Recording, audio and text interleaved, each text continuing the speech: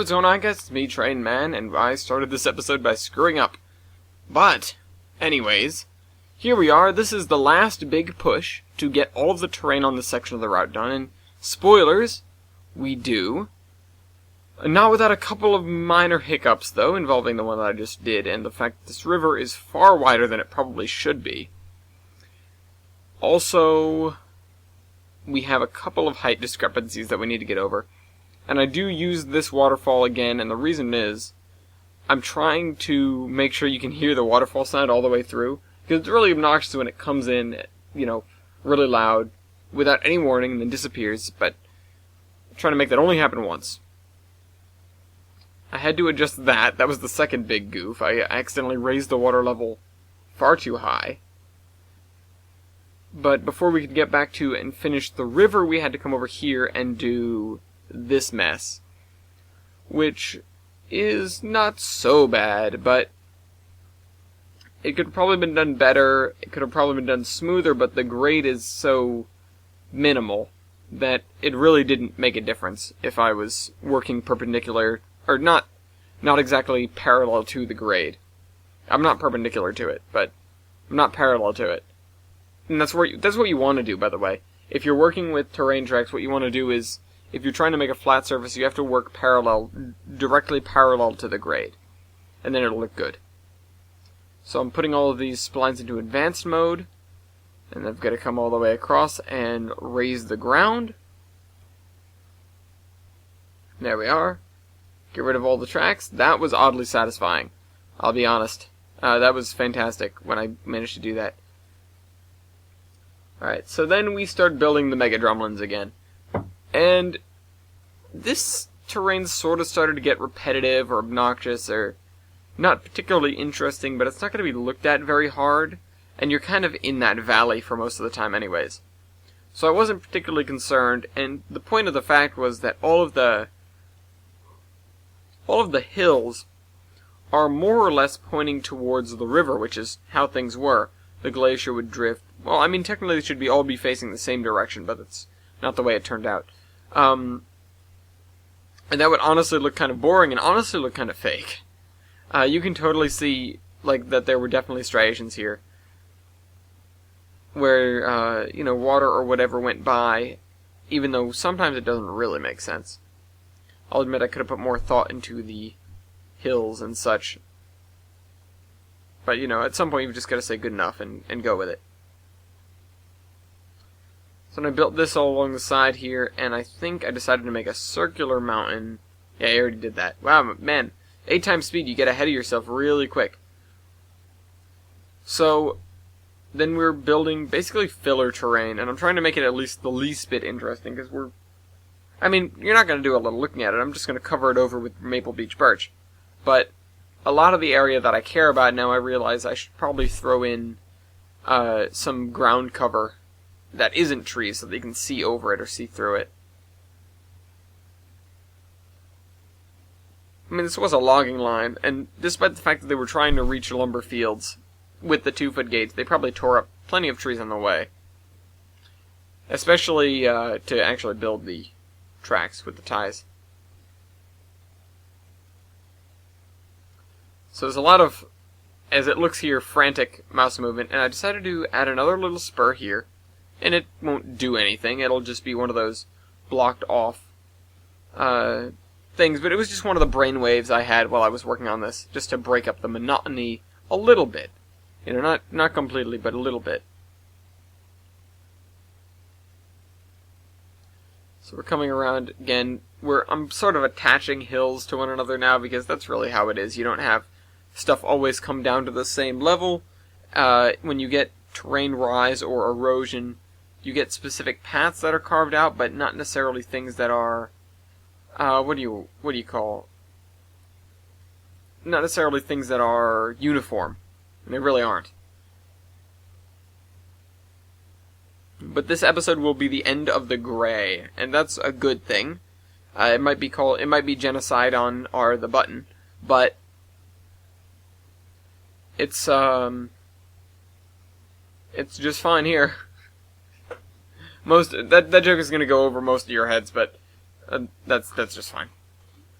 Don't worry about it. It's just the button. It's more or less a social experiment. I am red, and I'm proud of that. Surprised it took me this long to bring it up. Anyways, we're back building drumlins, mega drumlins, hills, all sorts of things like that. We're raising the ground, we're lowering the ground, we're doing much more raising than lowering because I'm trying not to lower below the level of the river because it wouldn't make sense. There are already some physics-defying lakes in this map, and I'm not too content on building many other ones. By the way, I'm sorry if the bobbing in and out in the map view is kind of sickening. I guess I'll try to avoid that in the future. But it's just it's just me zooming in and out to see. I decided to add another river here at a whim. Realize that it's a little bit awkward in terms of position because it looks like it ought to run into that other stretch of terrain right there when it doesn't. Obviously, it doesn't appear over there. So it has to run up. It has to run up the way. So I had to make that very clear, and what I end up doing is I end up lowering this whole area by a great amount to almost river level. And in doing that, I basically decided, okay, this is going to be more or less a floodplain. What I should have done is I should have created some sort of natural dam at the entrance, and made this all marshland, maybe very, very shallow. Actually, that still can be done. I can still make this marshland. That'd be interesting. But as you can see, I'm making the river sort of wobble. It's very inconsistent in its size. And I put a little lake in the middle there. And that's me going, oh crap, I've got to make sure that this doesn't actually point where I don't want it to point, because obviously there isn't going to be obviously there isn't anything over there that this river would attach to, so there needs to be an explanation as to why this river appears out of nowhere. On the map, at least. Okay, that was me getting distracted because the game locked up and I just sort of tabbed out for a second. I believe I was adjusting my music or something. And this is something I screwed up in the future, as in I'll screw it up later in the episode. But there we go, we've got another waterfall, and I'm going on and off with the waterfall things. And there we go, and I add some water here, and I have to adjust the size of the river because it's slightly too large. But that's me zooming out and going, I can't believe it, we're all done, we did the terrain, because at this point we had, in fact, finished the terrain. So now I'm trying to figure out what to do next. I have to put this over here. I decided to break the bridge. And after a couple of attempts at making it look like a wash downstream or something, I just deleted the middle section and said, okay, well that's fine. If I had some pillars, I'd put them there, but I don't have pillars. At least not ones that match the bridge. So here I come with this, and this is a very large area to green, to texture, even though it's going to be all the same texture, more or less. Not completely, but more or less. And so I come around here, and actually I get distracted. Okay, so I don't do the copy-paste yet. I was trying to figure out what to do with this town here, and I'm frankly tempted to go and look for like a flag stop and an abandoned station. Because one of the big things I'm going for right now with Worcester is that it's almost completely abandoned.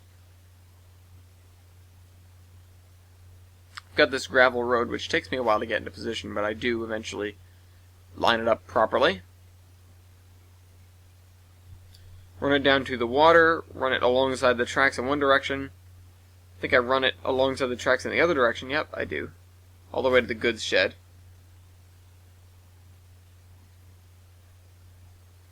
But, you know, I'm going to have, like, buildings in the middle of nowhere, trees growing through buildings, a lot of the same warehouse, and plenty of these scrap metal things that are just sort of positioned around.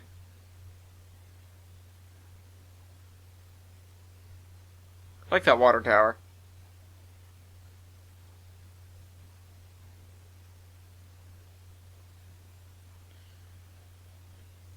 Put that box there, put a couple of sheds. crane, which I didn't know what to do with, another thing which I didn't quite know what to do with, just a bench at random. And then I almost ran out of... I had these piles of ties, which decided to slap down there.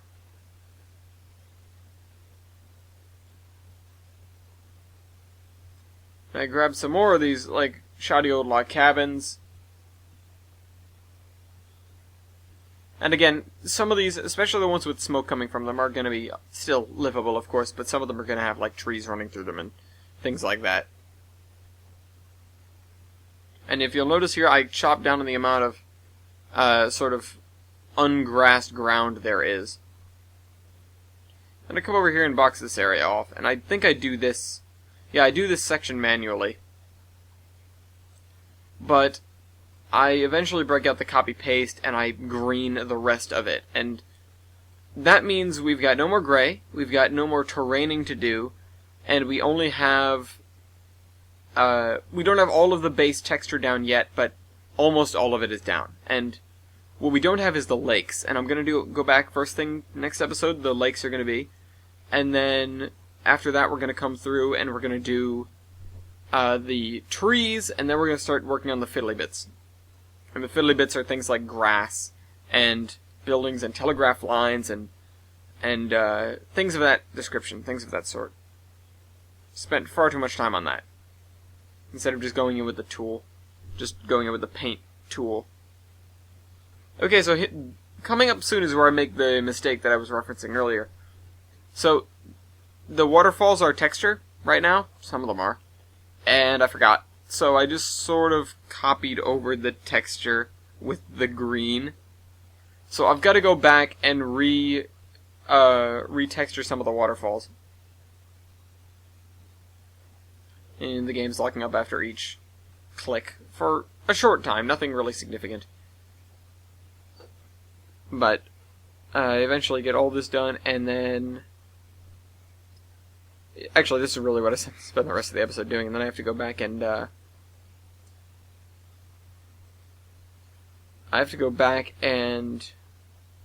whatchamacallit? Fill in the bits that I missed, because this is a very wide area of effect tool, and it incurs lag upon usage, so I didn't want to use it to fill in all the little corners that I didn't get. I'm gonna have to make the Pit of Death more interesting. I think, yep, there was a waterfall right there. That was it.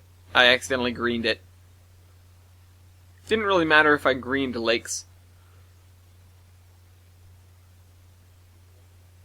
Come around here behind the mountains, and then in the valley, and then, you know, a lot of these are going to be getting their own little texture changes. Unfortunately, we're covering over the grid, so I can't use the grid to help me. But that doesn't really matter that much. We're not working with Cap's Peak anymore. So now we've got to clean up these little bits that I've missed, including these corners, and that'll be about it. And I just put the road bit on these tracks, and that's it. That's the end of the episode, coming up here shortly. But it means that last time we had the section drivable, now we have the section grounded, basically. We now have the terrain. On top of that, I think I know what things are going to start looking like, and there are a couple of good looking areas so far that I'm pretty proud of. One of them is the valley right there. Not right there, but that you come around the hill right at the beginning after you get off the really flat section.